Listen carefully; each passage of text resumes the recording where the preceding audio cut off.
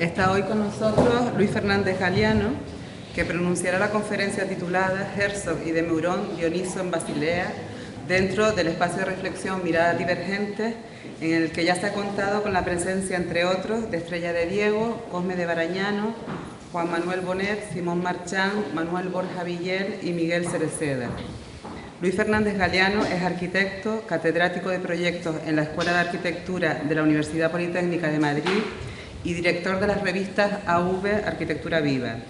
Entre 1993 y 2006 estuvo a cargo de la página semanal de arquitectura del diario El País, donde actualmente colabora en la sección de opinión.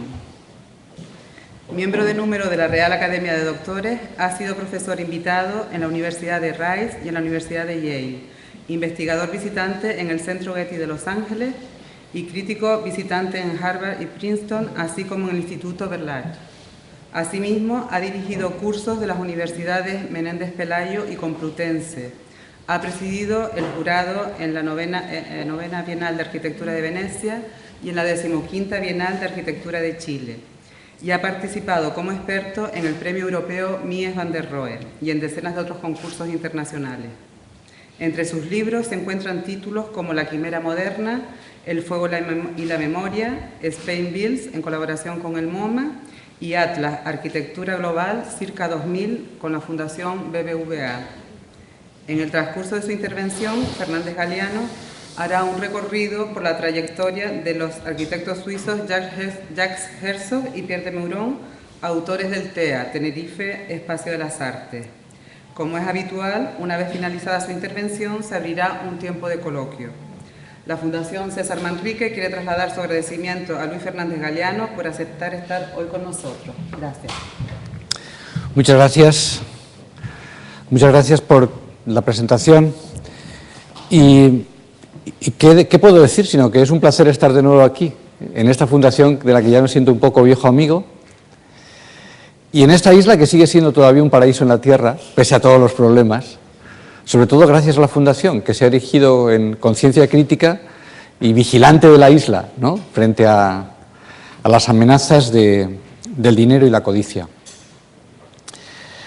Cuando Fernando me pidió que interviniera en el ciclo de Miradas Divergentes, yo pensaba, inocentemente, que quizá quería que tratara de alguna figura poco conocida o rescatada, ¿verdad?, del anonimato, pero luego entendí que no, que quería una mirada distinta, que no tenía necesariamente que proyectarse sobre personajes marginales. Así que entonces decidí centrarme en el canon mismo, en los arquitectos que hoy son los más celebrados en el mundo. Hay una lista que elaboró una revista alemana, Bauknecht, que es algo así como la ATP de los arquitectos y que se confecciona, digamos, pues con concursos ganados, premios, referencias, etcétera, y en la que los suizos Herzog y de Meuron desde hace varios años ocupan el número 1. Así que no son personajes en absoluto desconocidos o laterales, pero sí que quiero proyectar sobre ellos una mirada, no sé si divergente, pero al menos distinta a la habitual. Se les ha juzgado con frecuencia como autores de un minimalismo ornamentado, una arquitectura muy seca, muy fría, muy contenida, y yo, como, en fin, expresé en el título este que poníamos aquí, quería mostrar su arquitectura como una arquitectura más dionisíaca, una arquitectura más apasionada, en la cual entra en sintonía con preocupaciones de la propia Fundación y de César Manrique. Entonces creo que vamos a oscurecer un poco para poder ver las imágenes mejor. Los arquitectos que están aquí son efectivamente los dos de los que hablo, Jacques Herzog y Pierre de Meuron, y cuando decía que su arquitectura tiene una pulsión hacia el paisaje y hacia la materia que la hace entrar en sintonía con la obra de Manrique, lo digo también porque en su exploración, que ya tiene casi 30 años, ¿no?, desde que montaron la oficina, ¿no?, han sabido también aprender de la naturaleza y de esa volcánica creación de formas para, lo mismo que en la vieja fundación en la que yo pensaba que iba a hablar, pero no en esta, ¿sabes?, se generan elementos y volúmenes y espacios inesperados que con frecuencia emergen también en la obra de Herzog y de Meuron. Esta es una obra que está muy enraizada en una ciudad, lo mismo que es imposible pensar en Lanzarote sin pensar en César Manrique y en esta fundación, es imposible pensar en Basilea sin referirse a Herzog y de Meuron.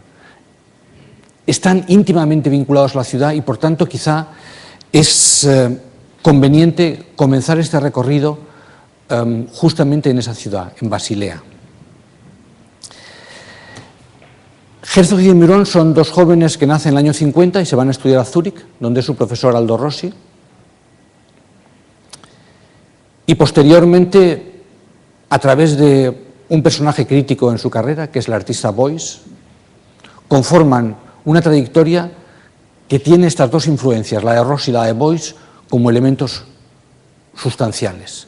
Pero una trayectoria, además, que arranca de esa tradición muy singular de Basilea.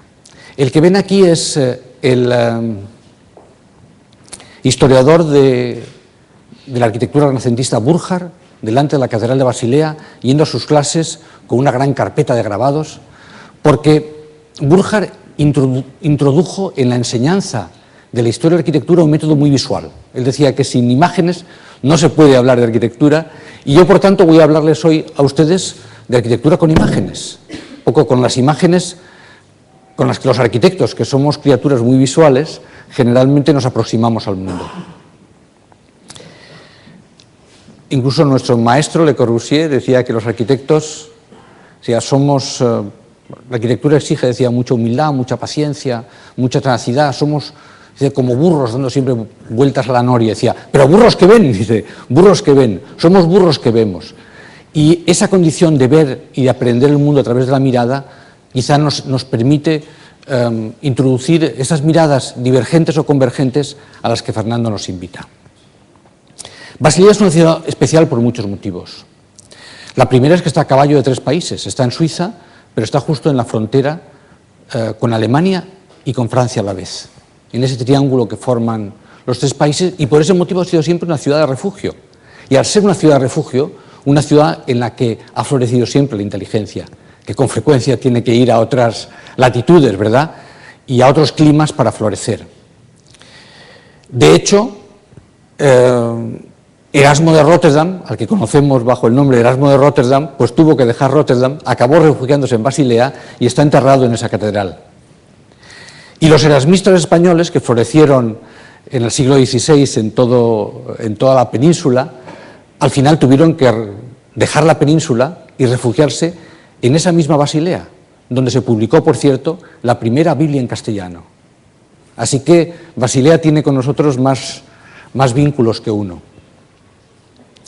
Pero Basilea es sobre todo importante en lo que ahora nos toca, porque fue el lugar donde enseñó Burchard, enseñó Wölfflin, enseñó Nietzsche, enseñó Bachofen. Es un lugar, digamos, en el que todavía, ¿sabes?, existe esa condición de ciudad de la cultura. Es también una ciudad del arte, se celebra una feria de arte muy importante, hoy es una gran ciudad de la industria farmacéutica, pero sigue conservando esa raíz cultural que la ha hecho distintiva. Claro, cuando yo decía que Herzog y de Meuron decía Dioniso en Basilea, estaba aludiendo lateralmente a Nietzsche, que a mediados del siglo XIX acuñó ese término o esa distinción que tanto hemos empleado luego en la historia del arte entre lo apolíneo y lo dionisíaco. Lo apolíneo como lo sereno y lo ecuánime, y lo dionisíaco como lo movido, ¿verdad?, por la ebriedad de la creación, ¿no?, y la pulsión de las pasiones, ¿no? Y todo mi argumento hoy va a ser intentar explicar por qué la arquitectura de Herzog y de Meuron, que a veces solamente la ven como cajas ornamentadas, como minimalismo ornamentado, como se le llama, no es apolínea, sino realmente dionisíaca y, digamos, vibra con estas pasiones incorporadas. La mejor forma de entenderlo es conociendo, voy a hacer un itinerario por su arquitectura y la vamos a recorrer desde sus inicios hasta su final. Y espero que en este itinerario y en sus coyunturas y en sus tránsitos podamos entender de qué manera se ha desarrollado la trayectoria creativa de los que yo creo que hoy son los más importantes arquitectos vivos. Y para empezar con su primera obra que no es un edificio, sino un traje. Jacques Herzog, que es hijo de una sastra de la Suiza francesa, pues le gusta mucho hablar de ropa. Son conscientes de hasta qué punto la ropa y la arquitectura son expresiones de lo mismo, son formas de protegerse, ¿verdad?, frente al mundo. Y cuando estaba recién terminada su carrera, invitó al artista Beuys, que vivía en Düsseldorf, a intervenir en el Carnaval de Basilea, de la siguiente manera. El Museo de Basilea había comprado una obra de Beuys, se llama Feuerstätte, pero no quería exhibirla. Beuys era demasiado avanzado, y la habían comprado, pero la tenían en el almacén. Y entonces estos dos jóvenes arquitectos fueron a ver a Beuys a Düsseldorf y le dijeron: ¿por qué no viene usted y hacemos un acto de reivindicación pública de su obra en las calles? Y entonces Beuys efectivamente se desplazó a Basilea y les hizo 70 trajes de fieltro a los miembros de la charanga de carnaval de estos dos jóvenes arquitectos, que entonces todavía no habían empezado, digamos, la profesión propiamente dicha, no habían ni siquiera formado su estudio. Y entonces ahí ven a Beuys con los jóvenes arquitectos, además, digamos, de los trajes de fieltro tan característicos de Beuys, pues llevaban también barras de hierro y de cobre, y hoy en el Museo de Basilea se exponen junto a la primera Feuerstätte, el Feuerstätte II, es decir, los residuos de aquella acción artística, los restos, ¿verdad?, de los trajes acumulados y los bastones de cobre, con los cuales, digamos, Beuys y sus amigos arquitectos reclamaron en el Carnaval de Basilea la apertura del museo a las nuevas corrientes artísticas. Quizá porque el carnaval es la auténtica atmósfera del arte, como tantos han escrito, pero sobre todo porque para los arquitectos el contacto con Beuys le dio, sobre todo, algo que no les había enseñado Aldo Rossi en Zúrich. Cuando estuvieron en la ETH de Zúrich, Aldo Rossi les enseñó cómo la arquitectura podía ser, como él decía de sí mismo y de lo suyo, silenciosa y fría.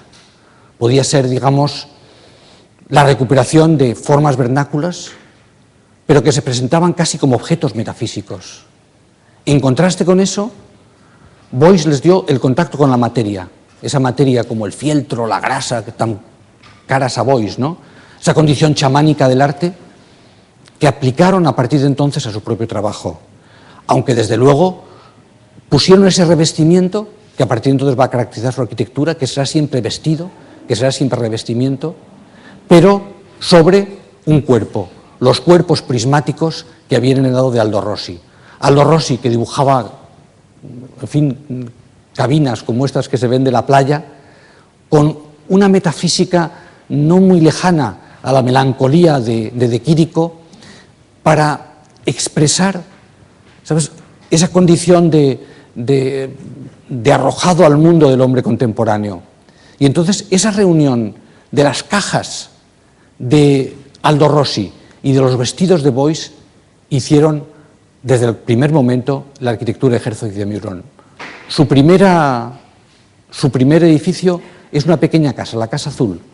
La Casa Azul, donde, claro, las formas de Rossi, esa forma elemental en que recupera el tejado a dos aguas. Ahora lo vemos y seguramente no nos sorprende, pero en su momento la arquitectura era muy dogmática y la arquitectura moderna solamente podía tener cubierta plana. Entonces, poner una cubierta a dos aguas, ese gesto antropológico de cobijo que conocemos desde, no sé, desde el cuadro de Mantegna en que un ángel expulsa a Adán y Eva del paraíso y tanto Adán como Eva se colocan las manos sobre la cabeza para indicar: a partir de ahora voy a necesitar un techo, un tejado, ¿no? Esa condición del techo a dos aguas que la arquitectura moderna había rechazado volvió a entrar en la arquitectura a través de Aldo Rossi. Y estos jóvenes arquitectos, discípulos de Rossi en Zúrich, pues inmediatamente la emplean en su primera obra. Y luego la pintan de azul Klein, porque hay que revestirla de algo. Y en este caso la revisten de color, y luego con los desplazamientos de los huecos, digamos, generan esa extrañeza que es propia del arte, que no quiere solamente pasar desapercibido, sino provocarnos, digamos, con ese componente de inquietud. Sus primeras obras son parecidas a esta, como esta casa para un coleccionista, ¿no? casi vernáculas, ¿sabes? Explorando un retorno a lo elemental que entonces en la arquitectura estaba casi prohibido. Y sin embargo ellos buscan en esos materiales elementales, en esas cubiertas de chapa y de cartón embreado, una arquitectura povera que pudiera expresar, ¿sabes?, la ruptura con la arquitectura tecnocrática de la modernidad.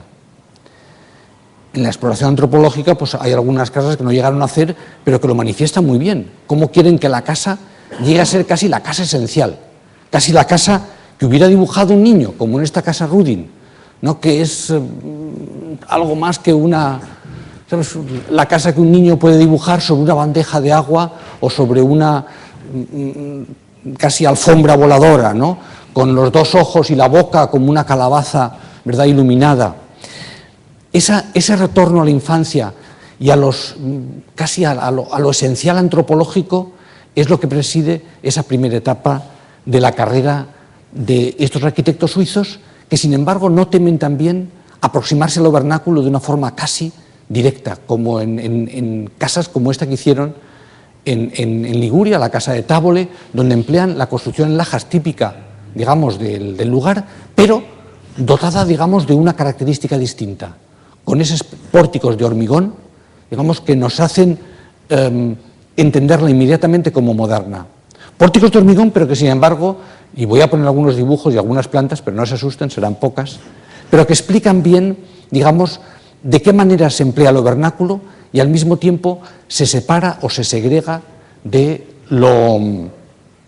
la mera duplicación o mímesis.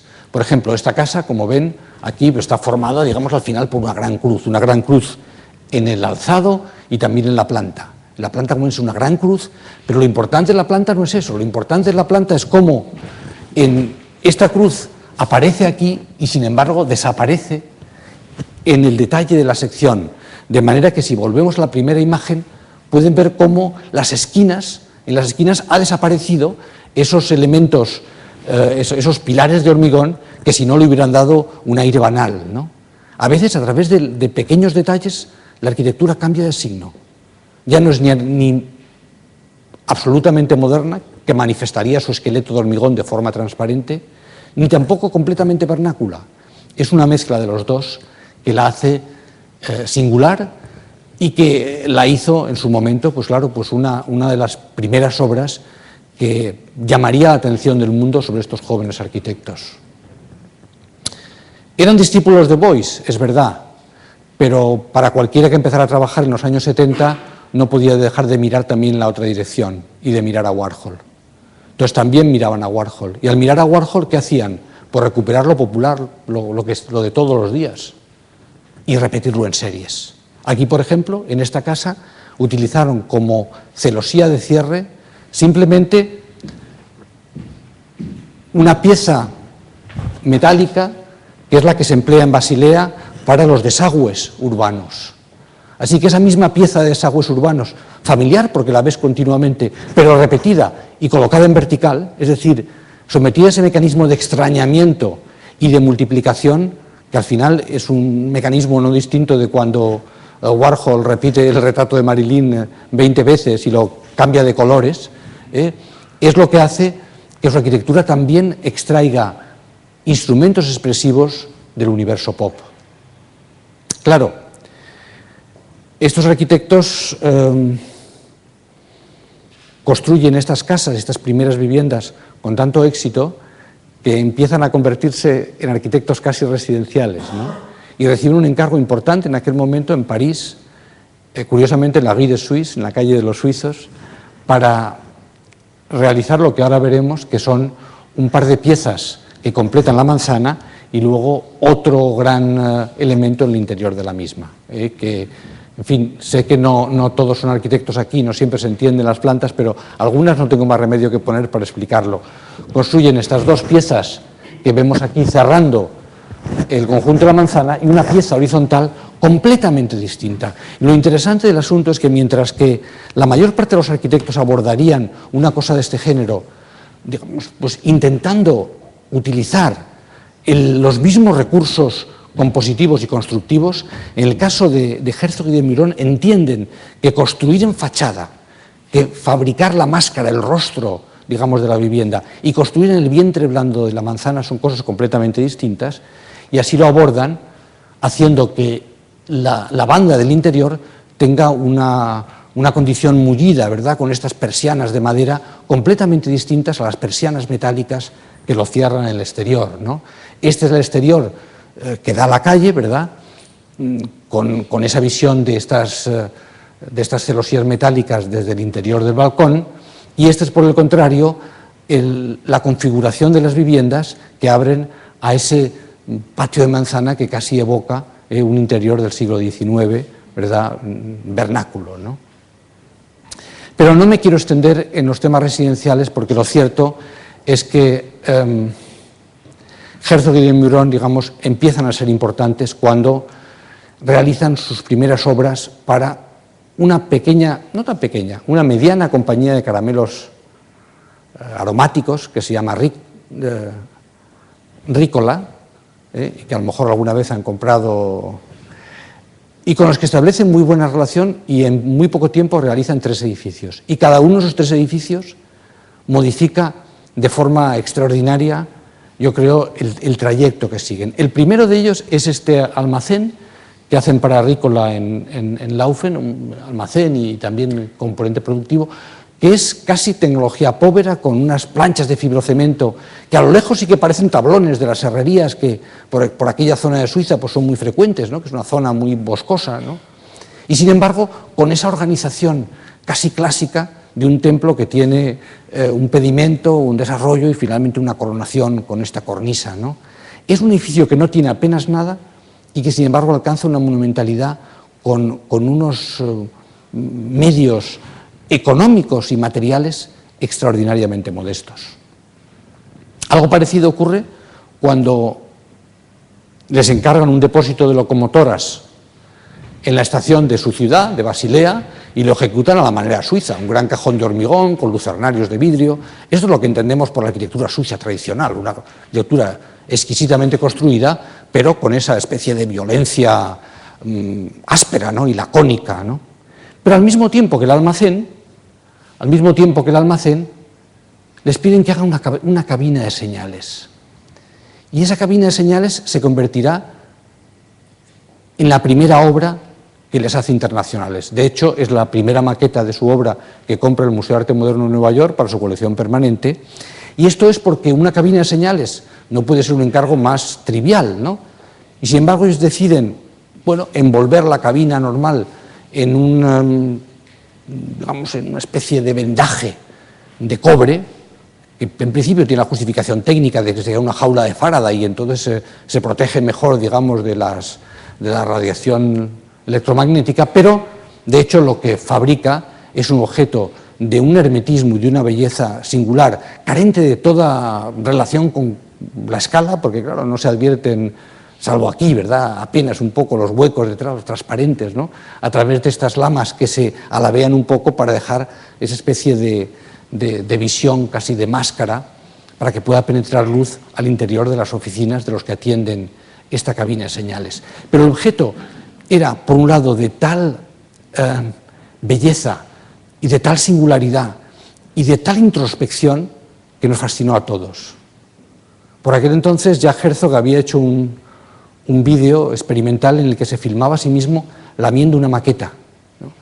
Y esa condición, ¿no?, de querer, digamos, acercarse a la arquitectura con todos los sentidos, ¿no?, de quererla, digamos, contemplar como un objeto táctil que puedes abrazar, que puedes incluso lamer, es lo que está presente en la materialidad física, ¿verdad?, y absolutamente arrebatadora, ¿verdad?, de la cabina de señales.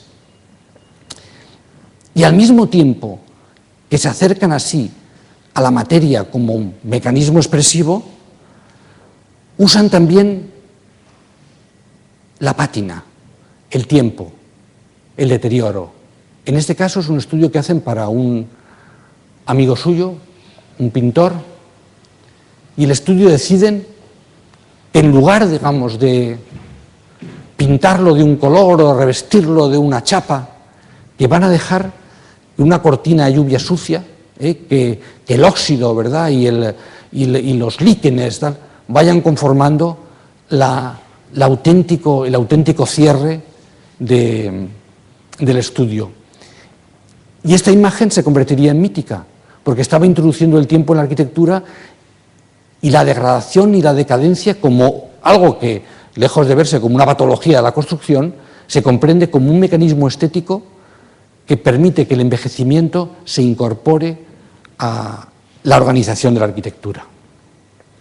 Algo no muy distinto harían en el segundo edificio que hicieron para Rícola. Otro almacén, en este caso en Milús, en una localidad distinta, y que de nuevo lo abordan lo mismo que el estudio de Remy Zaugg, ¿no? Un gran cajón con dos marquesinas a los lados. Hasta ahí estamos muy dentro del mundo suizo de cajas lacónicas y secas, ¿no? Pero si nos fijamos bien, en esas cajas hay algo más que simplemente, ¿sabes?, una expresión de vidrio y de hormigón. Si se fijan en la celosía, me permitirán o me dejarán ahora explicar por qué este edificio se convirtió en un edificio que dio una vuelta de tuerca inesperada a la historia de la arquitectura. Por primera vez en un edificio reciente, el ornamento se utilizaba de una forma descarada. Debo dar algunas explicaciones de carácter historiográfico para que esto se entienda mejor. El sucesor de Burckhardt en la cátedra de Basilea, Wölfflin, Burckhardt, el señor que veíamos antes con la carpeta de dibujos, que tenía también una formación filosófica, introdujo en el mundo de la historia del arte la división entre el renacimiento gráfico y el barroco más pictórico, entendiendo que hay una diferencia sustancial cuando se pasa de decorar una superficie como exclusivamente una cortina o un tapiz y empezamos a usar la fachada de la arquitectura como una herramienta expresiva que transmite incluso, ¿sabes?, los pesos y las fuerzas, digamos, que la arquitectura puede transmitir al espectador. Esto es lo que entonces describía la teoría filosófica de la empatía que Wölfflin aplicó al mundo de la arquitectura. Pues bien, en la gran tradición historiográfica alemana de la que todavía seguimos bebiendo, del siglo XIX, hay dos corrientes enfrentadas. Una es la que viene de Schinkel, del arquitecto berlinés, que entiende que la construcción y la expresión de la construcción es lo fundamental, y por lo tanto los griegos, la arquitectura griega y la arquitectura gótica es la que debemos de mirar sobre todo, porque es aquella en la que la construcción se manifiesta de una forma más transparente. Y hay otra tradición, que es la de Semper, el arquitecto de Dresde, que dice que no, que lo más importante de la arquitectura no es la construcción, sino el revestimiento. Y esta es la tradición arquitectónica que con estos edificios Herzog y de Meuron vuelven a colocar en primer plano de la arquitectura. Hasta entonces Semper había sido el arquitecto admirado por Le Corbusier, admirado por Mies, era, digamos, la gran referencia historiográfica de la arquitectura alemana e internacional. A partir de entonces Semper adquiere una posición nueva. Y claro, Semper, sobre todo, se interesa por la arquitectura renacentista y por la barroca, y por la arquitectura como revestimiento. Él en Der Stil escribió, digamos, cómo la arquitectura podía ser estilotómica, tectónica o textil. Y decía, y las fachadas, los cerramientos verticales son textiles.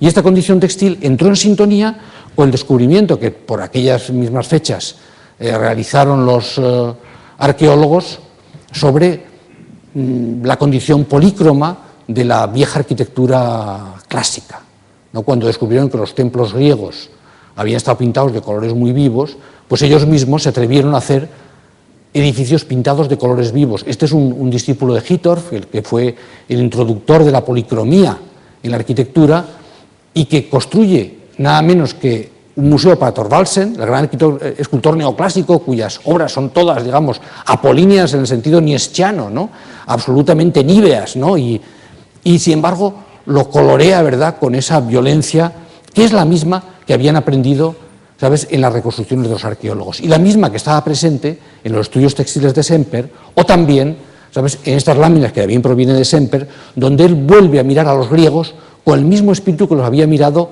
el joven Nietzsche, que decía, oiga, los griegos no son solamente estatuas níveas, ¿sabes?, y serenas, no, los griegos son también la danza, ¿sabes?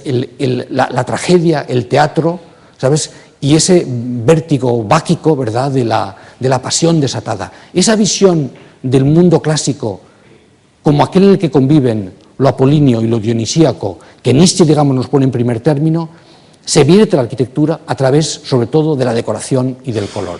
Y estas mismas palmetas que ven aquí en los tratados, digamos, que escribía Semper, aparecen, digamos, como elemento esencialmente decorativo en esta obra de Herzog y de Meuron, que aunque ahora ustedes pueden decir, bueno, ¿qué tiene de particular o qué tiene de singular? Pues fue efectivamente para muchos de nosotros un descubrimiento extraordinario, ¿no? Porque era la primera vez que un arquitecto contemporáneo se atrevía a volver al mundo clásico y a recuperar estos patrones narrativos que, claro, me dirán, claro, sí, pero aquí entra en sintonía con el Warhol, que repite series, sí, es también pop, es también warholiano, pero con la repetición de unos motivos clásicos que le dotan, digamos, a un edificio funcional y modesto como este, de una dignidad y de una capacidad expresiva absolutamente inesperada, y que pueden ver, ¿verdad?, pues en sus interiores, ¿no? Y que hicieron entonces de este segundo edificio para la compañía de Caramelo Rícola, de nuevo, ¿verdad?, pues un hito en el desarrollo de estos jóvenes arquitectos y en la historia de la arquitectura suiza. Puestos ya, digamos, a emplear decoración, pues vamos un paso más allá.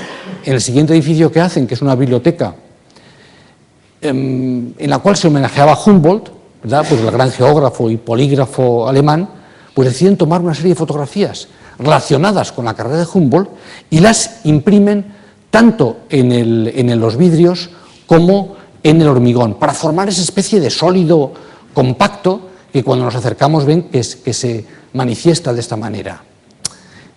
Este es el punto en el cual, digamos, se acuña esa etiqueta crítica, yo creo que desafortunada, de minimalismo ornamentado, que quiere decir, bueno, pues cajas con decoración, claro. Bien, al ver esto puede entender que había, digamos, algún fundamento también para describir así esa arquitectura. Esa arquitectura que, sin embargo, contiene, digamos, un fundamento narrativo y una voluntad figurativa que sería largo de explicar, pero que obliga casi a leerla como si fuera, ¿sabes?, pues un antiguo friso en un templo griego, ¿no? Porque tenemos que conocer cada figura y saber cuál es su relación con Humboldt para poder descodificar la biblioteca entera. Otros edificios, digamos, lo abordan de una forma, esta condición de revestimiento más, llamémosle, seca, más lacónica, ¿no? Por ejemplo, este edificio que hicieron para un edificio de farmacia en el mundo de los hospitales de Basilea, son los edificios que tienen ellos dedicados digamos, a producir los propios medicamentos para el hospital, ¿no? O sea, que es la farmacia del hospital, pero que al final es un gran edificio de laboratorios que permite, digamos, ser relativamente autónomo de las dos grandes farmacéuticas de la ciudad, de Roche y Novartis, ¿verdad?, que dominan la vida de Basilea y también la vida del sector de la salud en esa ciudad. Aquí, en cambio, pues como toda la farmacia al final proviene de la botánica, pues emplean una fachada de vidrio con una imprimación de puntos verdes que quiere aludir a ese origen vegetal de los medicamentos que se fabrican dentro. Pero más importante que ninguno de estos edificios es el primero que realizan en América. Los arquitectos entonces ya conocen un reconocimiento significativo, edificios como la cabina de señales, ¿sabes?, o el segundo edificio para Rícola han tenido, digamos, una fama mundial y reciben su primer encargo en Estados Unidos, pero que realizan para unos europeos, para unos franceses, los dueños de las bodegas Petrie en Burdeos, pues un vino mítico, que cada botella cuesta, ¿verdad?, pues una fortuna, y estos grandes productores de vinos de Burdeos deciden instalarse en el Valle de Napa, al norte de San Francisco, para crear un caldo que puedan vender en América a un precio más razonable y que va a llamar Dominus. Entonces la bodega Dominus se le encargan a estos jóvenes y prometedores arquitectos suizos y la hacen de la forma que ven aquí, con algo que hoy se ha convertido casi en un lugar común de la arquitectura. Continuamente vemos ahora el uso de gaviones. Los gaviones son unas cestas metálicas con piedras dentro que se solían emplear en las obras públicas para consolidar taludes, etcétera, ¿no? Y, sin embargo, en estas bodegas Dominus se emplearon por primera vez con un uso arquitectónico, específicamente para digamos, conformar, ¿sabes?, un espacio arquitectónico en el cual tenían muchas funciones: dar inercia térmica, funcionar como una celosía que filtrara el paso de la luz, pero que lo esencial es que con esta aproximación tan táctil, tan violenta, ¿verdad?, a la materia de esas rocas basálticas metidas en estos gaviones de metal, al final conforman una gran pieza que es como una pieza de land art, ¿no?, con los dos zaguanes que son necesarios para los usos productivos de la bodega, e insertado en ese paisaje regular de viñas, dentro del cual se inserta pues como una villa paladiana, ¿no?, dentro de la propia geometría, digamos, de la explotación agraria, se coloca esta gran roca hecha con gaviones, que tuvo, claro, muchas dificultades para conseguir permisos y en fin, muchos problemas de otro género, porque uno de los problemas mayores es que anidaban pájaros en los huecos de las rocas y las serpientes iban a comérselos, ¿no? Y entonces, claro, era un problema difícil de resolver. Lo resolvieron en parte con la distinta granulometría que ven aquí, haciéndolo, digamos, más compacto por abajo para intentar impedir que las serpientes subieran, pero como no fue del todo, en fin, no lograron eliminar las serpientes por entero, el paso siguiente fue eliminar a los pájaros, cosa que consiguieron con una grabación que suena permanentemente, que es de pájaros sufriendo. No me pregunten cómo la consiguieron, pero cuando visitan las bodegas se oye continuamente un pío pío, que a uno le suena simplemente a pájaro, pero que ellos dicen, no, esto es pájaro sufriendo. Se ve que ese pájaro sufriendo aleja al resto de los pájaros, y se eliminaron los nidos y se eliminaron las serpientes. O sea que lograron resolverlo, pero claro, no lograron resolver todas las normas americanas, de manera que el edificio ahora mismo es de uso privado, no pueden celebrarse en él ni fiestas, ni visitas, etcétera, porque no cumple, digamos, los requisitos exigentes que hacen falta para un edificio de esa naturaleza. En todo caso, el edificio es extraordinario, es una de esas obras mágicas de intuición, ¿no?, y de ser capaz, digamos, de utilizar esta materia viva, ¿sabes? Por eso cuando yo pensaba en esto, pensaba que esto es muy apropiado para verlo aquí, ¿verdad?, en este mundo volcánico de Lanzarote, porque estos pedruscos basálticos, empleados como tales, ¿sabes?, simplemente metidos en cajas de acero, conforman una pieza de una pureza y de una violencia extraordinaria, ¿no?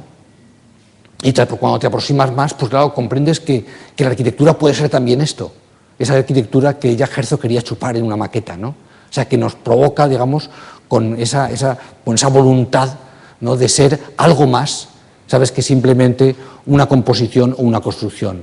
Es materia presentada en su esencia, ¿no? Aquí, digamos, como dijo Nietzsche, ¿verdad?, en las únicas 100 palabras que le conocemos referidas a la arquitectura, aquí la piedra es más piedra que antes. La piedra llega a ser, digamos, tiene esa condición de geología pura que lo hace una afirmación tan artística como arquitectónica. Y sin embargo, un edificio tan dramáticamente, yo creo, emotivo como ese, y que yo cuando lo visité pensaba que digamos que sería reticente a ser digerido por la maquinaria del glamour y la moda, pues al poco tiempo aparecía en todas las revistas de moda, y el propio Jack Herzog acabó posando con un vestido prestado para la portada de la revista de moda del New York Times, ¿no? Así que ni siquiera piezas que uno piensa que son realmente resistentes a la trivialización se resisten a esa condición mediática del mundo contemporáneo que todo lo acaba digiriendo y haciendo propio. Estos arquitectos, digamos, alcanzaron su momento más dulce cuando ganaron el concurso para crear la nueva Tate Gallery en una vieja estación eléctrica en desuso al borde del Támesis. Claro, la Tate Gallery es una institución muy importante, los mejores arquitectos del mundo compitieron por el encargo y al final ellos lo obtuvieron con una propuesta enormemente simple, simplemente añadiendo, digamos, una barra de luz encima y sobre todo tomando la decisión que ahora puede parecer obvia, pero que en aquel momento fue arriesgada, de dejar la gran sala de turbinas vacía. Esa gran sala de turbinas que se ha convertido con la Unilever Series pues, en el lugar donde se consagran los artistas contemporáneos. O sea, si un artista es importante, se ha expuesto en la sala de turbinas. La primera fue Luis Bourgeois, después vino nuestro Juan Muñoz, que además, desgraciadamente, pues murió mientras tenía su instalación en la sala de turbinas, y luego ha habido otras, pues muchas memorables, como los toboganes de Kastenholler o el Gran Sol o la Sur-Liaison, que han hecho de ese espacio, ¿verdad? Pues yo creo que ahora mismo el corazón cordial del arte contemporáneo. La obra es interesante, pero sin embargo está construida peor que las obras suizas. Construir en Gran Bretaña no es sencillo, por el sistema, digamos, de la industria de la construcción, que es menos tradicional y experto que el suizo. Hay mucha subcontratación de personal poco cualificado, y entonces realmente pues para los suizos acostumbrados a trabajar en un entorno pues más familiar, aquello fue una pesadilla, ¿no? Pero al final, en fin, lo llevaron a término, fue un gran éxito de público y de crítica, y tanto es así que ahora ya están pensando en la ampliación. La ampliación que primero proyectaron de esta forma, porque habían pasado muchos años, ellos habían cambiado, y entonces se atrevieron a hacer esta especie de proyecto de apilamiento que suscitó, digamos, unas críticas no demasiado generosas, de manera que lo revisaron, y este es el proyecto definitivo con el que finalmente acabarán ampliando la Tate, que en fin, casi ha muerto del éxito, ha multiplicado tanto el número de visitantes que inmediatamente tiene que construir un edificio nuevo. Y ya no es como antes intervenir en una vieja estructura de patrimonio industrial, sino por lo contrario hacer un edificio nuevo que, como ven, pues emplea, digamos, pues unos pliegues y sobre todo algo que es lo más experimental, es una forma de construcción cerámica parcialmente translúcida, ¿no? Que cuando lo hagan yo creo que puede ser pues muy atractiva. Pero es importante que cuando ganaron el concurso de la Tate se convirtieron en especialistas en hacer museos en viejos edificios industriales, e inmediatamente les encargaron uno en Duisburg, la Coopermühle, en el Ruhr, una zona, digamos, pues de paleoindustria, ¿sabes? Pues que está en procesos de reconversión, pasando pues del acero y del carbón, ¿verdad? Pues a los museos, los servicios, ¿no? Y en parte pues las viejas fábricas se convierten en museos. Y esto es lo que hicieron ellos en la Coopermühle. De nuevo, una intervención muy similar a la de la Tate, porque también es muy respetuosa. Dejan el contenedor casi como tal, pero con algo que me parece que es muy interesante y que vemos mejor acercándonos, que es, reconstruyen la piel cerámica, tapiando las ventanas, como ven, con un ladrillo casi de la misma cochura que el original,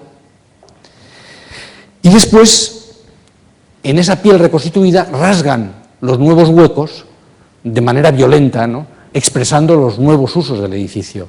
De manera que, por un lado, respetan lo existente, pero por otro manifiestan de manera muy vigorosa, ¿sabes? Y yo creo que muy elocuente, el que el edificio ya ha dejado de ser una fábrica al borde del río, que utiliza energía hidráulica, ¿verdad?, para sus usos, y es algo distinto, es ahora un museo de arte. Pero claro, al final los espacios del museo son tan anónimos, tan secos y tan funcionales como los de la Tate, y el espacio más singular es la escalera que conforman como una gran escultura de hormigón que seguramente a muchos pues les traerá recuerdos de otra que veremos más adelante, pero que ahora no quiero adelantar. Especialistas ya en intervenir en lo existente y intervenir en patrimonio, pues reciben muchos encargos y los ejecutan todos, yo creo que con una mezcla de provocación artística y de excelencia profesional que los ha hecho difíciles de igualar. En este caso era el interior de una manzana en Múnich, que era un problema parecido al que habían tenido en la Rue de Suisse, en la calle de los suizos en París, es decir, completar una manzana y ver qué hacemos con las tripas. En este caso lo resuelven haciendo un pasaje comercial con partes, digamos, que completan la manzana y que con esta especie de láminas de bronce, parcialmente perforadas, y al final, este es el plano de la intervención, ¿no? Crean un conjunto que se llama 5 patios, Funhofe, porque son 5 patios los que perforan el conjunto, y esta es la imagen que da, es decir, de una extraordinaria, yo creo, refinamiento material, muy adecuada al uso comercial de los espacios y, sin embargo, extraordinariamente respetuosa con la ciudad de Múnich, que además tiene a gala ser enormemente conservadora de su patrimonio urbano, y con un desafío que creo que pocos arquitectos habían resuelto con tanta eficacia. Y es singular que aparezca aquí el que iba a ser Museo Óscar Domínguez y ha acabado siendo Tenerife Espacio de las Artes, porque además de cambiar de nombre durante este periodo, pues claro, han cambiado muchas cosas y sobre todo ha tardado casi 11 años en materializarse. Entonces las ideas que están en el Tenerife Espacio de las Artes son contemporáneas a esta intervención en Funhofe, a este entendimiento de la ciudad como un tejido delicado que hay que remendar. Es un edificio que, a diferencia de la buena parte de la última generación de museos que buscan en elementos escultóricos muy diferenciados el componente figurativo que necesitan para crear el logo de la institución, parece que un museo cuando quiere una nueva sede parece que lo está pidiendo es un logo, ¿verdad?, que poner en la papelería, ¿no?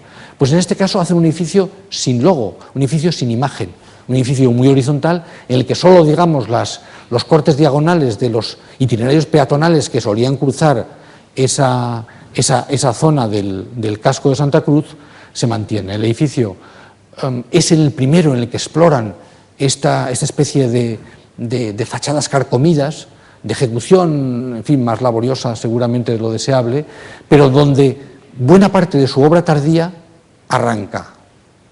Esto a veces se entiende mal porque ha tardado tanto en ejecutarse que muchos piensan que son soluciones de otros proyectos las que han venido a Canarias, pero no. Aquí en Canarias empezó casi todo. Casi todas estas cosas empezaron en el proyecto del Tenerife Espacio de las Artes, simplemente porque fue tan largo, fue tan prolongado el proceso, que les permitió seguir experimentando y seguir probando y seguir haciendo cosas, ¿no? Y el resultado final yo creo que es un edificio que integra la parte de bibliotecas con la parte de arte y consigue, digamos, ser un auténtico condensador social, un centro para la ciudad, yo creo que muy hermoso de proporciones y muy eficaz en sus prestaciones, aunque desde luego, insisto, con un elemento figurativo en esta pared carcomida que seguramente pues tiene una complejidad que no habría que reproducir en otros posteriores, ¿no? Y al mismo tiempo que el museo gana un concurso para hacer parte de los muelles de Santa Cruz, del cual hasta ahora solamente se ha ejecutado una plaza. Una plaza con un gran estanque en el medio y una serie de piezas alrededor, como ven, cubiertas por esta especie de cubierta vegetal que, de nuevo, yo creo que nos trae memorias de arquitecturas próximas a la fundación, porque cuando vemos este tratamiento, ¿sabes?, de cosas como los jameos del agua, ¿no?, y los comparamos con lo que se ha hecho en Tenerife, vemos que hay muchos elementos de aprendizaje en la naturaleza, ¿no?, y de homenaje figurativo directo, ¿verdad?, al mundo geológico y vegetal que se han traído aquí. Los dos proyectos de Tenerife me permiten hablar brevemente de los muchos que han realizado o están realizando en España, porque por un motivo u otro, la verdad es que en España la pareja suiza ha tenido muchos encargos. A diferencia de lo que ocurrió en Tenerife, el de Barcelona, el edificio del Fórum, que es este edificio triangular azul que está donde se encuentra la diagonal con el mar, en lo que fue, digamos, el Fórum de las Culturas, que quiso ser para Barcelona pues una villa olímpica bis, ¿no? Después de los Juegos Olímpicos necesitaban otro empujón que les permitía crear otro trozo de ciudad y lo hicieron con la excusa del Fórum de las Culturas.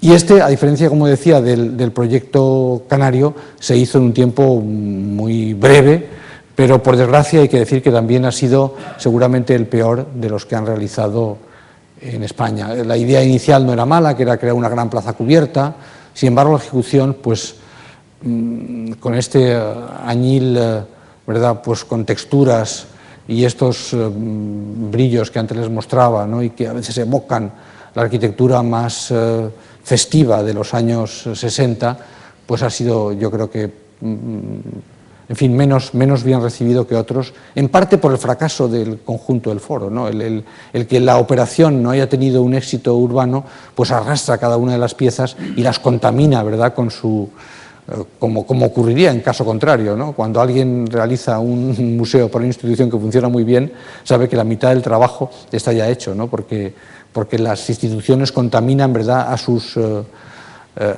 conchas, las conchas donde se oculta, ¿verdad?, el animal, ¿no?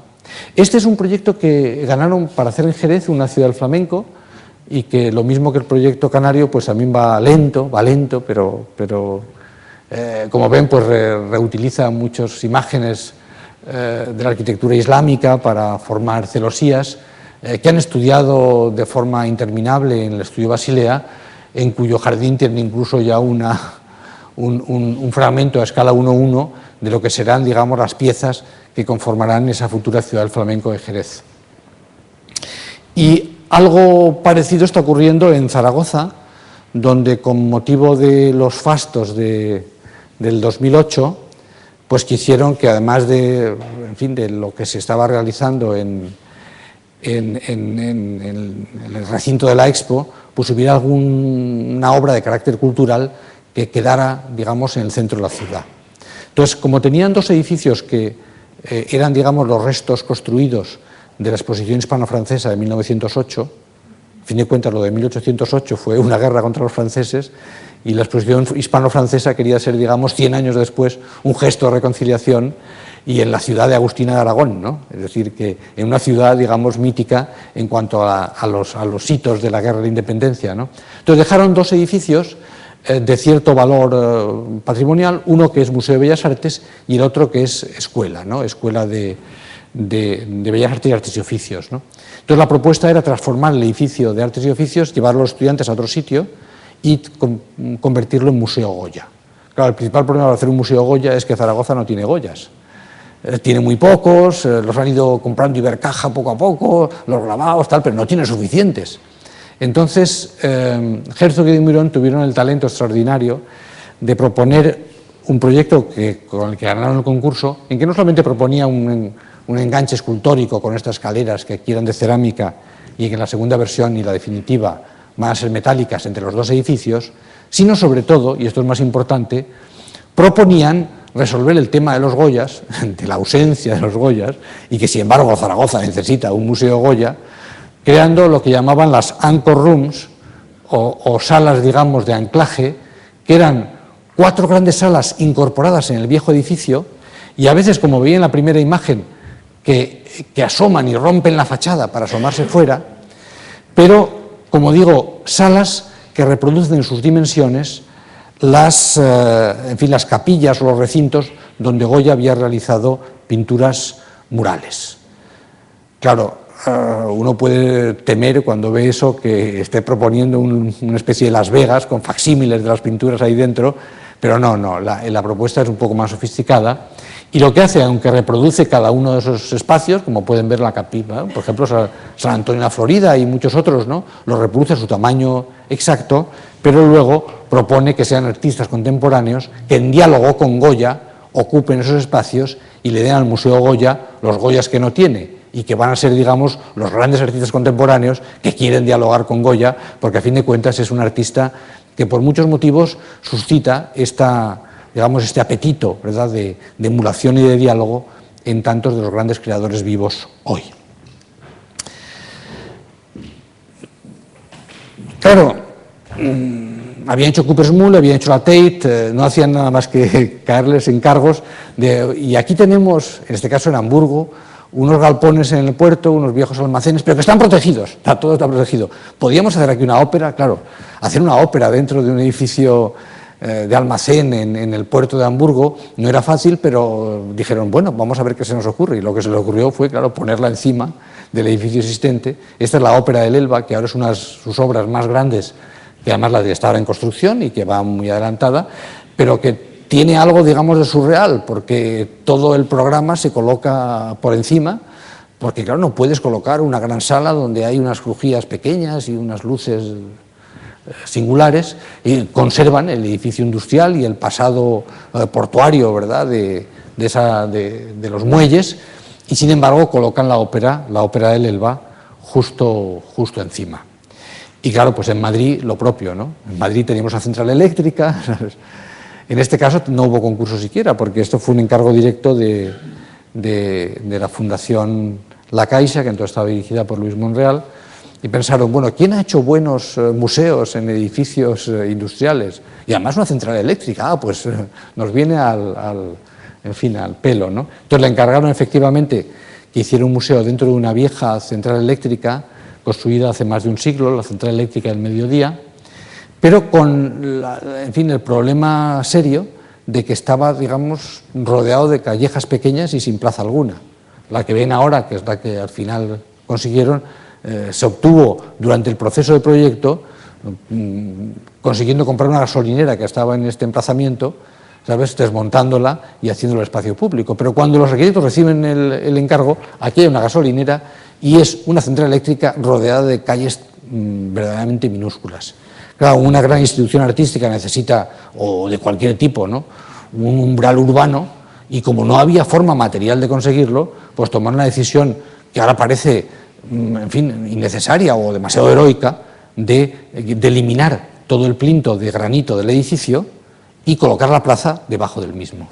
De manera que la plaza se coloca debajo del edificio y el edificio, digamos, se corona con esa montera, como ven ahí, digamos, de piezas de fundición perforadas, para albergar, digamos, un gran centro expositivo. La estrategia es la que ven aquí. Tienen un edificio existente que hay que proteger por razones patrimoniales, le cortan la parte de abajo para crear esa plaza y luego lo extienden por arriba y por abajo. Y en el caso de abajo incluso en toda la plaza, o sea, con una extensión bastante grande, porque incluso abarca la zona donde estaba la gasolinera. Mientras tanto han ocurrido otras cosas. El ayuntamiento podía hacer una plaza en otro de los lados y otra central eléctrica que había en otro de los costados se quemó misteriosamente y se ha decidido demolerla y dejarla como plaza, de manera que el edificio que no tenía plazas ahora está rodeado de plazas por todos los lados, ¿no? Pero bueno, queda ahora, digamos, con una plaza inferior, que es la que justificaba su ausencia, digamos, de umbrales o de aire urbano donde respirar, y se rodea de plazas alrededor. Este es el croquis de la idea inicial y esta es la materialización final en los planos, donde, como ven, hay dos elementos que llaman la atención. Bueno, por un lado ven que la sala de actos está debajo de la plaza esta donde antes estaba la gasolinera, pero sobre todo ven que ha aparecido un elemento importante en esto que es esta pared vegetal que cubre la medianera que quedó descubierta como resultas de la intervención, y que ha realizado un curioso personaje francés que se llama Blanc y que hace estas paredes verdes. Él mismo va vestido de verde, con el pelo verde, las uñas verdes, zapatos verdes, con lo cual los medios lo adoran. Los medios lo adoran, está haciendo estas paredes verdes por todo el mundo y con un enorme éxito de público. Hay que decir que a todo el mundo le encanta. Está hecho, pues eso, con 15.000 plantas, 250 especies, tal, y hace estos tapices que la verdad es que hay que reconocer que el éxito popular es incontestable. Es verdad que está delante del jardín botánico y entonces pues parece oportuno que esta medianera se dignifique con esta cortina vegetal, pero luego realmente es una intervención artística que tiene un costo económico formidable. Sí, porque, bueno, por muchos motivos que no explicaré ahora.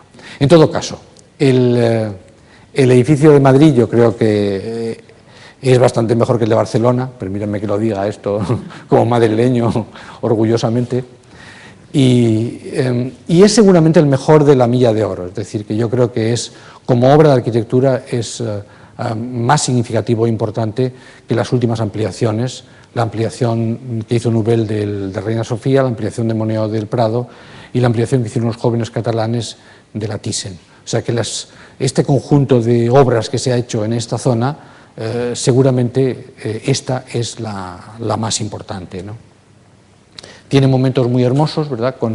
Ven que la estrategia no es muy distinta a la de Coopersmühle, es decir, cegar los huecos y de nuevo abrir unos nuevos, ¿verdad?, que se cortan con violencia, ¿no?, en la piel vieja, y luego crear este paisaje un poco papirofléxico de metal en las plazas de acceso, que hacen que el edificio parezca levitar porque se apoya solo en 3 puntos, ¿no? El interior, pues claro, tiene momentos muy hermosos, como este acceso, ¿verdad?, al vestíbulo general, y tiene de nuevo pues una escalera también similar a la de Cooper's Mule, ¿no? De nuevo una gran escultura de hormigón que me gusta, en fin, fotografiarla así, sin la barandilla que al final han tenido que colocarle sobre el antepecho que aquí ven, por razones de seguridad, y que lo ha, digamos, yo creo que le ha hecho perder parte de su belleza, pero que ha sido mucho más complicada de construir que levantar el edificio en vilo. O sea, levantar el edificio en vilo, que parece una gran proeza de ingeniería, es la P con la A, pa, no es muy difícil. En cambio, construir esta escalera, que además, como ven en la sección, y me van a permitir que vuelva a ella, aquí, como ven en la sección, se abre hacia arriba, es decir, que es una gran escultura de hormigón, y además con una forma extraordinariamente compleja, pues ha sido realmente de las cosas más complicadas de hacer en el edificio, pero de las que tiene, digamos, resultado estético al final, yo creo que más emocionante. Es verdad que durante el proceso de todo el invento, pues la Caixa cambió de política, decidió que se tendría que tener más importancia la obra social, lo que iba a ser una cosa, digamos, dedicada como una Kunsthalle al arte contemporáneo, ahora, digamos, programa más bien blockbusters. Entonces, pues un poco está desbordado, ¿no? La pequeña cafetería de arriba, pues la gente no cabe. El edificio, digamos, muere de éxito porque ha cambiado el propósito de la institución convocante, que ya no quiere que sea un lugar dedicado al arte contemporáneo frente a otros recintos de arte, sino por el contrario un lugar, digamos, de carácter más popular. Y entonces, sin duda lo ha hecho. Es decir, es un sitio que primero es gratis, segundo está abierto todos los días, incluyendo los lunes, y en tercer lugar parece que flota y luego tiene una pared verde. Es decir, que es que éxito total, la gente se cita allí, en fin, se ha convertido en un lugar muy querido, ¿sabes?, y muy popular, pero justamente en este caso porque la política de la institución ha sido de extrema generosidad, ¿no? Y la obra española, y aquí me permiten, cierro aquí este capítulo, digamos, de intervenciones en España, para explicar lo que yo creo que es el más visible punto de inflexión en su trayectoria, que tiene lugar aproximadamente en el año 97-98, hace algo más de una década, ¿no? Y que se expresa muy bien con estos dos croquis para el mismo proyecto, que es el tercer edificio para Rícola. El tercer edificio para Rícola, ellos vuelven a Laufen, tienen que hacer un edificio para marketing, y los primeros croquis de Jack Herzog pues son estos que ven aquí. Es decir, piensa en el edificio de marketing como una casa grande. Y de repente en el proceso creativo, y esto es lo que me parece que es más significativo y además más estimulante cuando hablamos de arquitectura, se produce esa especie de chispazo, ¿verdad?, de la intuición o de la inteligencia, y Herzog produce este otro croquis que es con el que el edificio se construye, transitando de esa especie de cajón con cubierta a dos aguas, ¿no?, esa casa grande, ¿verdad?, para el edificio de marketing, a un edificio enormemente romántico, muy nórdico, que se disuelve en la naturaleza, que se disuelve en reflejos y en vegetación.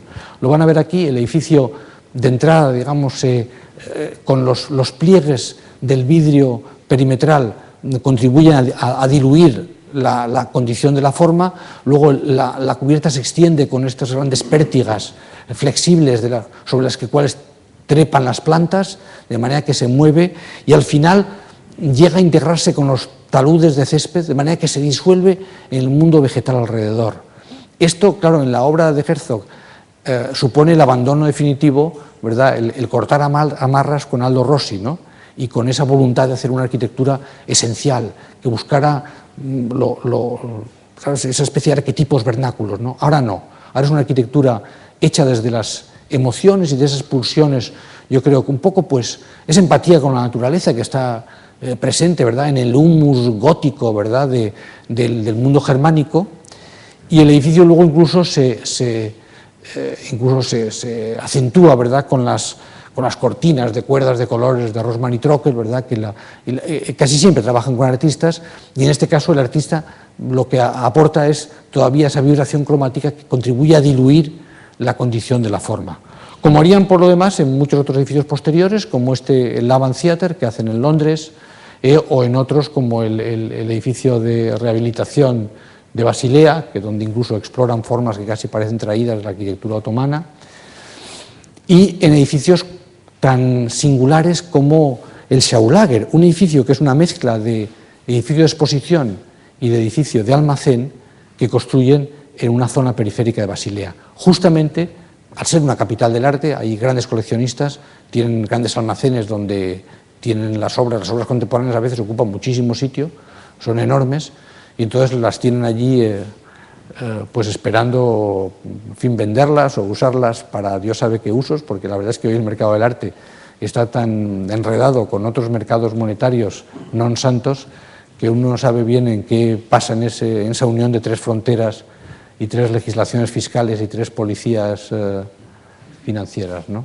En fin, el Schaulager conserva en su interior, ¿verdad?, pues esa pequeña casita, que es casi un residuo, ¿verdad?, de su historia como arquitectos, pero se quiere conformar con una voluntad táctil de hacer una arquitectura, ¿sabes?, primitiva, ¿no? De hecho, este gran muro intentaron hacerlo al principio en tapial y estuvieron un año intentando ver cómo lo podían hacer en tapial. Al final resultó imposible. O sea, aquí en América consiguieron hacer aquellos gaviones de esto, pero aquí el tapial, los suizos fueron inflexibles y dijeron que tapial ni hablar, y al final tuvieron que hacerlo de hormigón, pero con ese aspecto un poco rugoso, ¿verdad?, de arquitectura casi paleolítica, ¿no? El interior, por el contrario, es de una perfección y de una elegancia, ¿no?, y de una precisión geométrica escalofriante, y sin embargo el exterior, ¿sabes?, las propias ventanas se conforman como grietas de una cueva, ¿no?, aludiendo, ¿verdad?, pues casi a una condición pre-arquitectónica, ¿no? Todo esto lo hacían con ayuda de esta especie de tubos doblados con los cuales al final se hacían los encofrados de estas formas, pero la arquitectura empieza a entrar en esa especie de extraordinaria resonancia con ese universo romántico germánico, ¿verdad?, de la empatía con la naturaleza. Y los dos museos que hacen entonces en América obedecen justamente a ese mismo elán, a ese mismo deseo de que las cosas, de explorar texturas, de explorar la materia y ver, digamos, cómo la materia puede llegar a disolverse con distintos recursos. Estos son, digamos, los ensayos preparatorios de lo que sería la piel de cobre de su primer gran museo americano, que es el Museo de Young, en San Francisco, que al final se materializó en esta piel extraordinaria, que claro, hoy día con la informática, ¿verdad?, se pueden hacer todo esto con máquinas de control numérico, de manera que una foto se escanea, se pixela y al final acaba, digamos, pudiéndose imprimir o tallar, ¿verdad?, en las planchas de bronce. El museo ocupa el lugar de otro museo que resultó dañado de forma irreversible por un terremoto en un gran parque de San Francisco, y como el museo original tenía una torre que era muy querida en la ciudad, pues tuvieron que hacer una torre también, aunque le dieron una forma un tanto menos esperable, ¿no? El museo tiene sobre todo como principal rasgo, por un lado, la violencia de sus gestos, tan inesperada en su obra, ¿no?, y por otro, pues esa exploración de las pieles táctiles, que en este caso son de cobre, pero que dan lugar a estos encuentros que hasta entonces pues eran, en fin, que no sucedían en su obra, como tampoco era fácil en su obra encontrar, digamos, elementos tan escultóricos como esta torre, cuyas distintas versiones ven aquí en maqueta y que finalmente se materializó en la forma que ven ahí. Es un museo importante, con éxito, pero sorprendente para muchos y seguramente de una escala que no han dominado tan bien como otras escalas más pequeñas. El otro gran museo que hacen entonces, y que se termina casi al mismo tiempo, es el Museo Walker, una gran institución en Minneapolis, y que en lugar de emplear el cobre lo que emplea es el aluminio, pero de nuevo, digamos, con procedimientos muy parecidos. Lo que allí había sido, digamos, el troquelado, digamos, pixelando fotos, en este caso lo hacen arrugando papeles, cortando, métodos, digamos, de exploración casi física, como una especie de action architecture, ¿no?, de una arquitectura de acción, una arquitectura que se hace de manera muy directa para conformar estas pieles que al final acaban teniendo este aspecto pues más fragmentario y deconstruido, más coreográfico. En algunos momentos casi pues evocan arquitecturas muy distintas a las que habían hecho hasta entonces, están dentro de esa voluntad, yo creo que más escultórica, que da lugar a interiores que casi parecen extraídos pues, de otros arquitectos como Libeskine o Zaha Hadid, ¿no? Arquitectos de los que convencionalmente les ha llamado como la escuela de la deconstrucción, ¿no?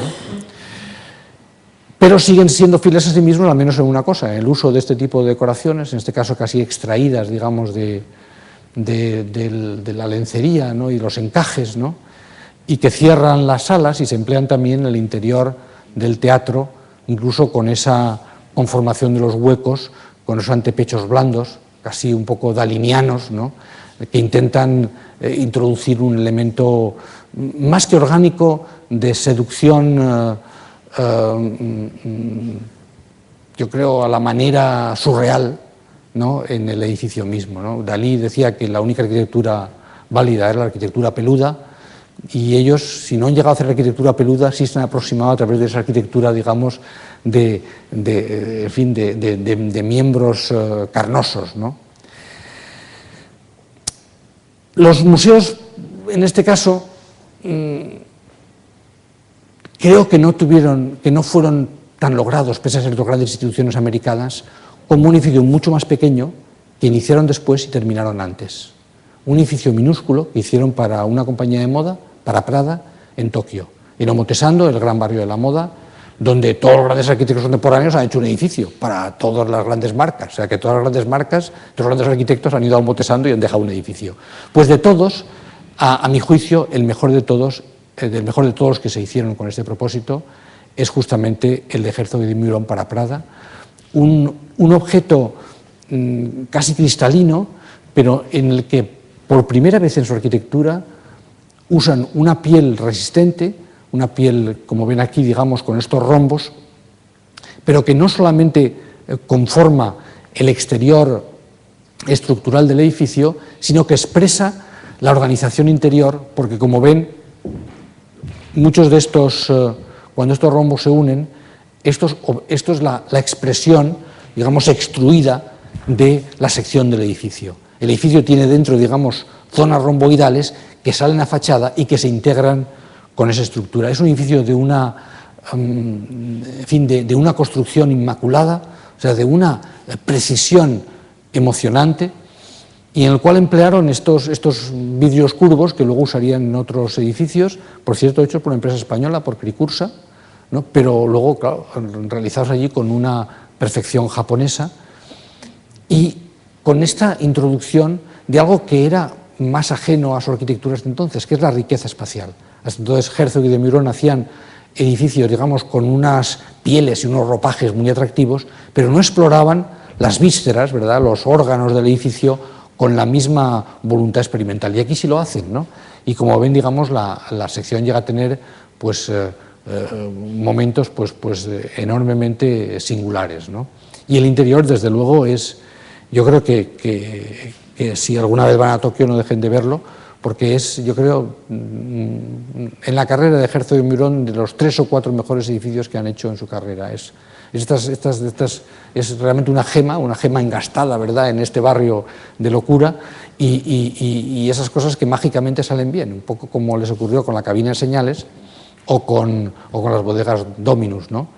Que no siempre, por talento que tenga el arquitecto, todas las circunstancias confluyen para hacer una obra maestra, pero esta es una de ellas. Es la única en la que intentaron hacer algo hacia arriba, porque han intentado hacer rascacielos varias veces y siempre sin éxito, Este lo tenía muy adelantado, era en Basilea, para Roche, estaba la cosa ya, y al final, hace unos meses, Roche dijo que después de todas las tormentas financieras, que necesitaban otra sede de los mismos metros, pero más horizontal, porque no querían, digamos, tener, digamos, un perfil tan distintivo en la ciudad. Querían, en ese momento era Roche, iba a tener, digamos, como logo y como emblema este gran rascacielos en la ciudad, y sin embargo la propia compañía tomó la decisión de buscar un perfil menos visible, ¿no?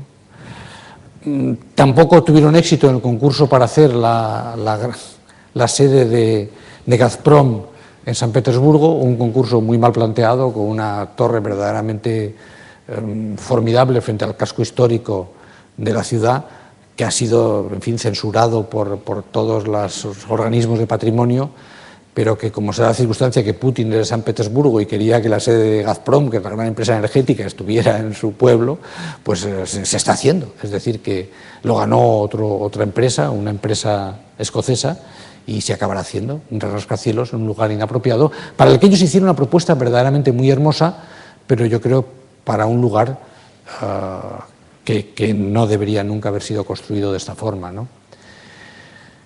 Y este puede ser su primer rascacielos en Nueva York, un rascacielos residencial, que hasta ahora no se ha cancelado, pero claro, el mundo este de la promoción inmobiliaria es tan líquido, ¿verdad?, y tan fluido que no sabemos si se hará o no. Lo hacen con esta estética del apilamiento con el que habían hecho la primera propuesta de ampliación de la Tate y que ahora, digamos, han utilizado profusamente en la oficina, y que muchos pues no están seguros de si finalmente el resultado será bueno, ¿no? Porque solamente estamos juzgando unos renders, así que no podemos hablar.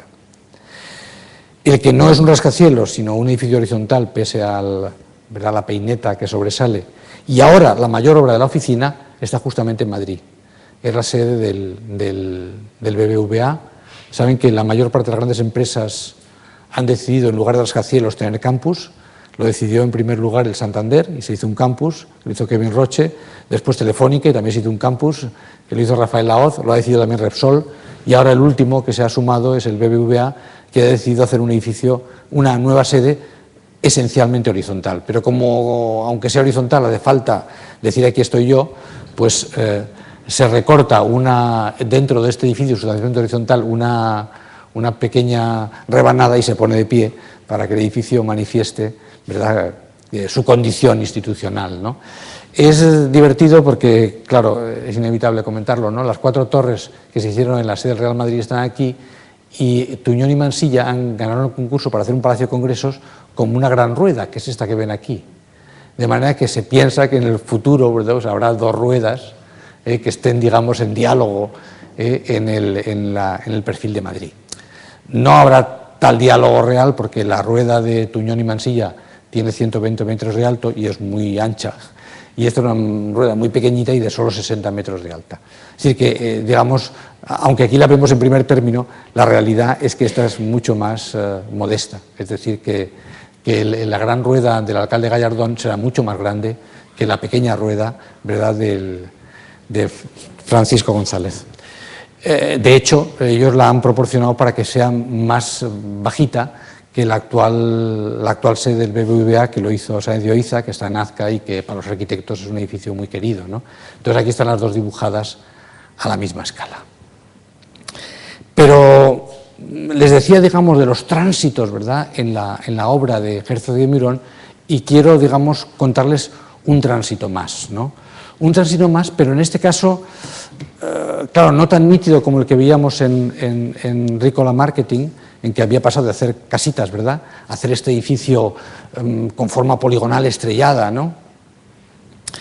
Porque en este caso la mudanza entre el primer proyecto y el último, que son los que ven aquí arriba y abajo, se debe a que transcurrieron casi 10 años. Era una biblioteca que se iba a hacer en Cottbus, en la antigua Alemania del Este. Los alemanes invirtieron mucho dinero en esa Alemania para, digamos, ponerla al nivel de la Alemania occidental, después de la unificación, y una de las cosas que hicieron, pues, hacer muchos edificios públicos, unos cuales encargaron a los suizos, una biblioteca que ellos inicialmente, como ven, pues proyectaron como una serie de piezas articuladas, y finalmente acabaron construyendo, pues, como una ameba rodeada de vegetación, de un bosque, ¿no? Cuentan el proceso de esta manera, pero la verdad es que no fue tan, digamos, tan gradual, ¿no? La verdad es que simplemente tardó muchísimo tiempo en hacerse, y cuando volvieron a coger el proyecto al cabo de 5 años, pues ellos habían cambiado, estaban, digamos, con otros registros, y decidieron que seguramente en aquel campus un tanto sórdido, un poco soviético que había allí, ¿sabes?, en Cottbus, que el edificio, digamos, nuevo tenía que tener una condición más emblemática, más singular, para ser un elemento de esperanza y de cambio en el campus, y dijeron, bueno, pues vamos a hacerlo con esta forma ameboide, un poco, pues, más orgánica y que desde luego recuerda pues a los dibujos de Alvar Aalto, ¿no? El dibujo de la izquierda es de Jack Herzog, el de la derecha es de Alvar Aalto, el famoso vaso que muchos a lo mejor tienen en su sala de estar, porque se ha convertido casi en el emblema de la arquitectura de Alvar Aalto, porque reproduce el perfil de los lagos finlandeses, y esta forma extrusionada, ¿verdad?, pues dio lugar a este edificio de Cottbus, de nuevo con un tratamiento de la piel un poco a su manera, ¿no? Una piel, digamos, hecha de letras, de un alfabeto que va conformando, ¿verdad?, pues bueno, nos está diciendo, aunque de manera un tanto, en fin, encriptada, que aquello es una biblioteca. Y es una biblioteca porque la fachada está llena de letras, ¿no? Y tiene esta condición, yo creo que muy lírica, de que emplea las letras, las diluye y al final genera un edificio que parece casi inmaterial, ¿no? Pero que en contraste con esta inmaterialidad, aquí hay dos cosas que son importantes en su obra y que luego serán extraordinariamente influyentes. Por un lado, es el tratamiento del espacio. Estos son una secuencia de plantas. Lo que está en negro es lo que está construido y lo blanco es lo que no lo está. Entonces, si se imagina estas plantas puestas una encima de otras, se dan cuenta de que aparecen, digamos, unos volúmenes y unos dobles y triples alturas que pueden ver en esta imagen y que le dotan, digamos, de una riqueza espacial que, de nuevo, no era tan frecuente en su obra hasta que hace una década, ¿verdad?, efectúan esta vuelta de tuerca de aproximarse al mundo más romántico y al mismo tiempo explorar, digamos, la sección, ¿no? Y al mismo tiempo hacen otra cosa, que es introducir el color de manera ya deliberada y violenta, ¿no? Con estos rosas, ¿verdad?, y estos verdes manzanas que producen estos vértigos increíbles, ¿no? Y que hablan de nuevo de una arquitectura distinta, una arquitectura que ha roto amarras, ¿no?, y que se ha soltado el pelo y entonces está dispuesto, digamos, a ir hasta el final, ¿no? Está, digamos, sustituyendo esa arquitectura apolínea de las cajas decoradas por una arquitectura dionisíaca, ¿verdad?, de Naya de Ebria, que arrastra lo que tiene por delante, ¿no? Voy a acabar, pero no puedo dejar de hacerlo sin hablar de los tres estadios que han hecho. El fútbol es muy importante en Basilea. Basilea suele ser el equipo que gana la Liga Suiza, no es decir mucho, la verdad, la Liga Suiza. Pero, sin embargo, fue un señor de Basilea, Thomas Gamper, el que fundó el Barça. Todavía se celebra el torneo Joan Gamper y el Barça lleva la misma camisola del equipo de Basilea. Y no es porque Basilea copia al Barça, sino que el Barça copia a Basilea, porque Joan Gamper puso al Barça la camisola de su ciudad, ¿no? Entonces, bueno, la afición es grande al fútbol. Jack Herzog es muy aficionado. Su propia hija juega profesionalmente en el equipo nacional suizo, equipo femenino, claro. Se queja mucho porque dice que quiere jugar en el masculino. Y que le encargaran, digamos, el Estadio San Jacob en su pueblo, pues claro, era un encargo que tenía que hacer pues con gran ilusión. Efectivamente, era una remodelación, no era un estadio nuevo. Lo remodeló con esta especie, digamos, de burbujas de plástico que adecuadamente iluminadas, ¿verdad?, pues le dan una imagen muy atractiva y que permitió, bueno, como siempre pasa en estas remodelaciones de estadio, añadir usos nuevos, hacerlo más rentable, meter otras cosas que, digamos, en los residuos urbanos que van quedando en los estadios, pues los clubes pueden rentabilizar en el fondo, pues con más aprovechamiento inmobiliario. Pero bueno, le dio, digamos, una nueva imagen al estadio de San Jacob y tiene importancia exclusivamente pues porque es la ciudad de los suizos y porque está en Basilea. Mucho más importantes son los otros dos estadios que realizaron a continuación. El primero fue el Allianz Arena. El Allianz Arena lo ejecutaron en Múnich con ocasión de un campeonato. Hacía falta, digamos, remodelar los estadios y los alemanes, que son esos muy sensatos, más que nosotros, pues pensaban que aunque había varios equipos en la ciudad, podían arreglarse todos con el mismo estadio. Y los suizos lo resolvieron con un recurso extraordinario, y es que es una piel de colores que es roja cuando juega el Bayern Múnich, es azul cuando juega el TSV 1860, que es el segundo equipo de la ciudad, y es blanca cuando juega la selección nacional, claro, viste de blanco. Entonces todos usan la misma infraestructura, lo cual tiene su lógica, y entonces crearon este edificio que es como un gran dirigible, ¿verdad?, pues aparcado allí al borde de las autopistas, muy bonito de visitar en días de partido, muy bonito también de ver simplemente cuando vienes del aeropuerto y lo ves a lo lejos, ¿verdad? Como un gran dirigible que se ha quedado allí varado, ¿no? Y siempre de colores distintos, ¿verdad? Porque ya digo que depende, pero también viendo el color sabes qué equipo es el que está jugando ese fin de semana en el estadio. Entonces el Allianz Arena yo creo que ellos no lo valoran mucho porque creen que fue solamente una idea feliz, ¿no? O sea, no es como otros edificios que tienen muchísima química, elaboración, ¿no? Miles de maquetas, tal, no, esto fue la idea feliz de iluminarlo y de emplear el ETFE, ¿no? Que es un material de plástico hinchable, etil tetrafluoretileno, que ahora se ha puesto de moda entre los arquitectos y entonces todos hacen cosas de etil tetrafluoretileno, digamos que abreviamos como ETFE. Y el ETFE, digamos, simplemente es algo que permite construir de una forma mucho más económica porque es mucho más liviano. Si esto estuviera hecho, digamos, con vidrio o con algún material, digamos, translúcido o rígido, pues sería, digamos, mucho más pesado, y esto es un material enormemente liviano, ¿no? Y que da esta imagen exterior, yo creo que muy hermosa, y que en los días de partido pues tiene el aspecto extraordinario, ¿verdad?, de la orquestación de la multitud, que llega, digamos, por una rampa muy suave, ¿no? O sea, que la verdad es que es cuando realmente el edificio, digamos, florece, ¿no? Pero que, claro, aquí con la gente también se ve la escala del asunto, ¿no? Que cuando lo vemos parece que solamente es un objeto sin escala, cuando tenemos a los personajes alrededor nos damos cuenta, digamos, de la condición titánica del objeto. Sin embargo, después de San Jacob en Basilea y después del Allianz Arena en Múnich, pues su gran edificio y casi ese tipo de edificio que después de hacerlo ya que puedes hacer salvo jubilarte, ¿no?, fue el que realizaron en Pekín, el Estadio Nido de Pájaro, para el cual se inspiraron tanto en las vasijas tradicionales como en las madejas de cuerda, pero que acabó adquiriendo al final el apelativo popular del Nido de Pájaro. Nido de Pájaro que curiosamente hicieron con un artista chino llamado Ai Weiwei, que fue además el que hizo la idea de hacer esta especie de madeja de acero y que se convirtió en el icono de los Juegos, ¿no?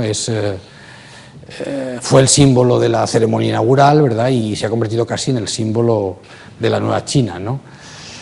El edificio es una cáscara que está envuelta por esta jaula colosal de acero, y ellos siempre quisieron crear un espacio público en el intersticio entre lo que son las gradas y este recinto, pero por desgracia esto no pudo lograrse y el deseo de control de los chinos pues colocó esta verja que ven aquí y que estuvo durante los Juegos y se ha mantenido después, de manera que lo que ellos pretendían, que es que el espacio entre estos dos contenedores pudiera ser usado para actividades ciudadanas, pues no se ha dado. Y por desgracia más el edificio casi no se ha usado después de los Juegos Olímpicos, llevamos un año y creo que solamente han llegado a hacer otro gran evento allí dentro, ¿no? De manera que ha tenido poco uso social y ha costado realmente, claro, pues muchísimo dinero porque emplea 3 veces más hierro del que hace falta, ¿no? Pero bueno, es el icono, bueno, es el símbolo de un país y quién sabe si de un continente, ¿no? Para los chinos, claro, pues lo emplean hasta en la propaganda de las líneas aéreas, ¿no?, en que los itinerarios entre las ciudades ya se expresan con el perfil del nido, ¿no? Y la primera película sobre Herzog y de Meuron que se ha expuesto en los cines comerciales ha sido precisamente el Nido de Pájaro, ¿no?, que es un documental sobre la construcción del Estadio Olímpico de Pekín, que yo, si no lo han visto, se la recomiendo. Hay una versión española que la ha difundido la Caja de Arquitectos y que es muy interesante porque es un retrato de la China contemporánea. No es solo un documental sobre un edificio, está contando cómo es China hoy.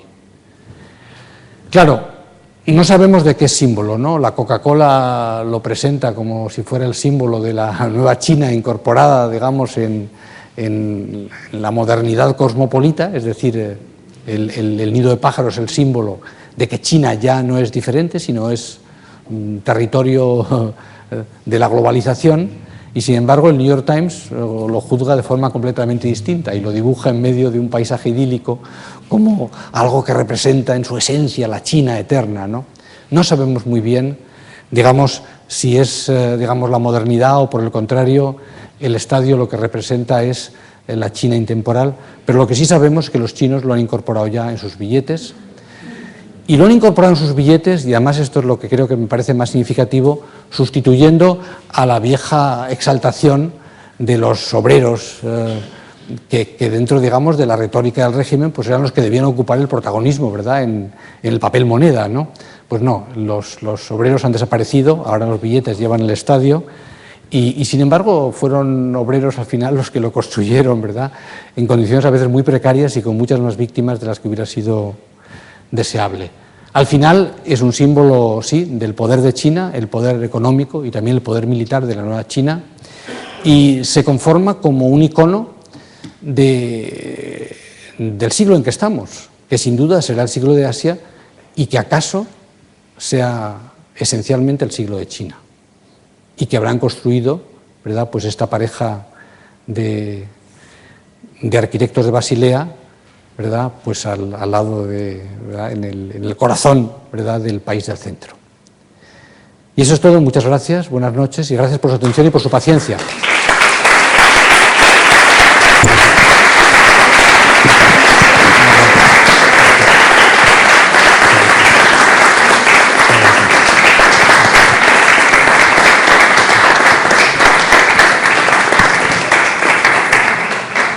Bueno, me dice Fernando que es costumbre hablar al final y yo estoy dispuesto. No sé si me he extendido más de la hora, en fin, esas cosas que pasan. Son las 10:05. ¿Que está bien? ¿Quiere decir que podemos hablar? Ah, bueno, es que yo pido permiso porque digo, aquí me extiendo, Sí. ¿Hay horas que tengan más de esto y otras más de Meuron o la simbiosis entre ambos es total? Vamos a ver, ahora mismo la oficina tiene muchos socios creativos. El líder del despacho es Jack Herzog, pero él se ha negado siempre a exponer incluso sus dibujos con su solo nombre. Todo es Herzog y de Meuron. Son dos chicos que nacieron en el año 50, vivían en la misma calle, fueron a la universidad, han estado siempre juntos. O sea, son una pareja inseparable. Pierre... ¿Qué? No, sentimental no, cada uno tiene su propia familia. No. Pero lo que sí digo es que digamos, a diferencia de tantas otras parejas que ahora están en disolución, esta es de las parejas arquitectónicas más sólidas que conozco, ¿no? Jack es el artista, es un poco el líder del estudio, y Pierre es un poco el que está detrás, el que se ocupa de la maquinaria. Pero muchas de las cosas decorativas, ¿sabes?, de los patrones decorativos vienen de Pierre, ¿sabes? Sin embargo, ahora, claro, luego han tenido dos socios muy importantes, uno que ha dejado la firma hace nada, pero que yo creo que volverá, que es Harry Gugger, que el que hizo la Tate, el que hizo Schaulager, que ha sido importantísimo en la firma, y otro es Christine Binswanger, que ha hecho los proyectos españoles, que también es muy importante, ¿no? Y luego una generación nueva, en la que están ya un par de alemanes, de ellos Oskar Morgenthaler, que hace los proyectos de América y del que se deben las cosas más locas de la oficina en este momento. O sea que ya, claro, la oficina ha crecido mucho. Ahora la oficina ha sido curiosamente la única oficina que ha crecido en el último año. Todas las oficinas de arquitectos se han reducido. Foster tenía 1.400, se ha reducido a 1.000. Gehry tenía 220, se ha reducido a 110. Todos se han contraído, pero ellos han pasado de 280 a 350. O sea, es la única oficina que yo conozco de las grandes que en la recesión ha seguido creciendo. Entonces, es una oficina tan grande que ya tiene muchos senior partners, ¿verdad?, socios senior, que ya tienen una posición pues muy importante, ¿sabes?, en el diseño y en la gestión de la firma. Pero Jack sigue siendo el líder. Ahí no se hace nada sin que él dé la conformidad. ¿No tienen oficinas satélite? No, bueno, tú ves que ponen que tienen muchas tal, pero en realidad cada oficina satélite son 4. Es un piso con 5 personas. El grueso está todo en Basilea. ¿Sabes? Hay pequeñas oficinas en algunos sitios, por ejemplo, no sé, ahora mismo pues con lo de Hamburgo, pues, ¿sabes?, con lo de Elba, lo han necesitado. Cuando hicieron Pekín también la tenían allí, ¿no? Han tenido oficinas ahora mismo en Madrid también tienen una, ¿no? Porque claro, con lo del BBVA es una cosa muy grande, ¿no? Pero las oficinas al final son pied-à-terre, donde hay, ya digo, trabajando 4 o 5 arquitectos que se ocupan. Lo sustancial está todo en Basilea, que es la ciudad donde ellos viven y con la que se sienten íntimamente vinculados. Yo me acuerdo cuando Renzo Piano, que tiene 2 oficinas, una en Génova y otra en París, no sabía dónde hacer su fundación, y Jack Herzog le decía, pero Renzo, tienes que estar en Génova, ¿cómo vas a poner a otro sitio, no? Él no puede imaginar que Renzo Piano, que es genovés, ponga la fundación en otro sitio que no sea Génova, porque para él es que es impensable tenerla en otro sitio que no sea Basilea. Los suizos son muy conservadores, son muy tradicionalistas. La arquitectura reciente pues, está un poco, pues, en los últimos 15 años, un poco pues, articulada por dos polos, ¿no? Los suizos y los holandeses.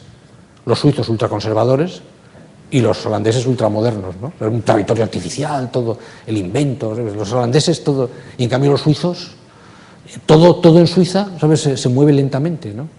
Pero claro, los oficios son muy expertos, los arquitectos cobran horarios muy altos, todo cuesta muchísimo dinero, o sea, construir en Suiza cuesta mucho, pero todo está al final perfecto. Mientras que...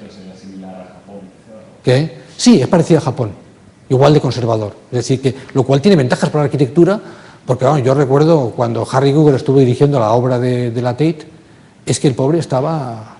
Para él fue un shock total, ¿no? Porque partía de que el suizo con el que él trataba estaba doblando hierros desde hacía 25 años y el pakistaní de Londres lo habían contratado hace 10 minutos y lo habían puesto a doblar hierros entonces. Y hasta entonces había estado trabajando ¿sabes? Pues sirviendo pizzas, ¿no? Es decir, que el sistema de subcontratación británico, en el que las subcontratas no tienen ningún tipo de, digamos, de expertise incorporado en la empresa, hace que el arquitecto tenga que ocuparse de todo, tiene que estar atento a 1000 cosas y al final le meten goles por todos los lados. Mientras que en Suiza, ¿sabes?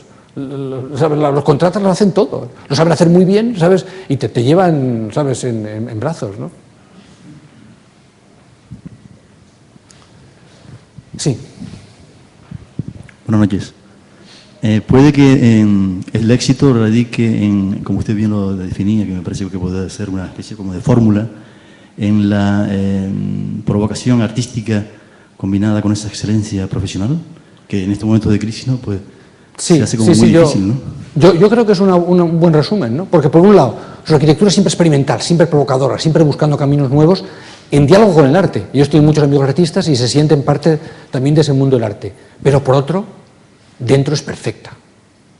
Es decir, que tiene una profesionalidad extrema. O sea, sus edificios parecen hechos por SOM, por una consultora americana, o sabes, no tienen...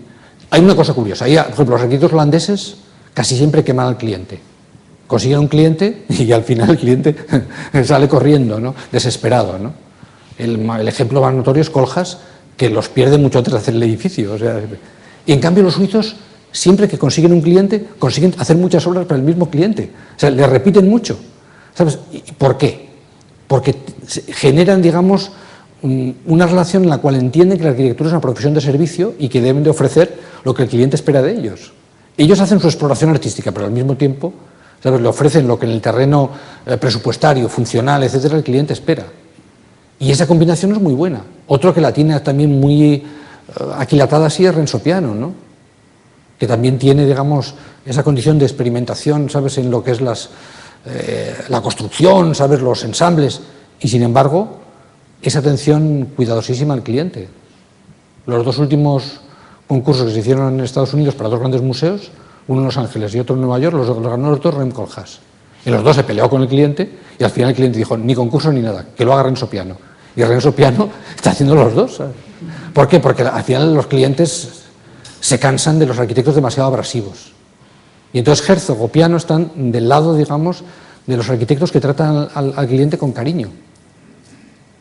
Y en cambio gente como Koolhaas u otros holandeses son de los que dicen, voy a aprovechar al cliente para, ¿sabes?, para realizar mi sueño, ¿no? O sea, lo utilizan, ¿no?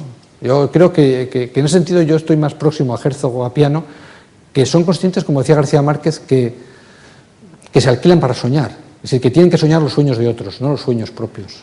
O sea, que el arquitecto sueña los sueños de otras personas. Y cuando quiere solamente soñar su propio sueño y se lo impone a los clientes, pues al final acaba creando situaciones de conflicto que son perjudiciales para todos.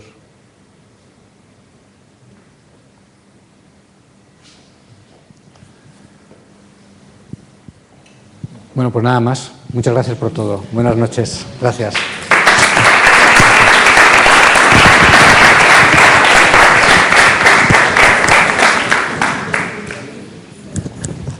Me he extendido un poquito. Está brillante, como siempre. No, es que hablas haciendo poesía, yo siempre hablas como escribes.